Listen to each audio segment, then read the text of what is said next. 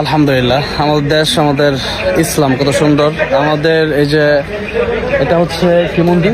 ঢাকেশ্বরী মন্দির। ঢাকেশ্বরী মন্দির, ঢাকার সবচেয়ে বড় কেন্দ্রীয় মন্দির। আলহামদুলিল্লাহ, আমাদের ভাইয়েরা রাত 1টার উপরে বাজে এই মুহূর্তে পাহারা দিচ্ছেন, যাতে করে হ্যাঁ ফজর পর্যন্ত আমাদের ভাইয়েরা থাকবেন, ইসলামী আন্দোলনের ভাইয়েরা। বিশেষ করে আমাদের এখানে আমাদের প্রিয় বুদ্ধজন ভাই আছেন। ভাই, কেমন লাগছে আমাদের ভাইয়েরা যে আজকে মন্দির পাহারা দিচ্ছে?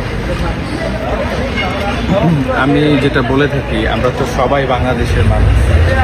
এখানে আমাদের হয়তো বা বিশ্বাসের ক্ষেত্রে আমাদের মধ্যে পার্থক্য আছে, কিন্তু আমরা সবাই কিন্তু বাংলাদেশের মানুষ।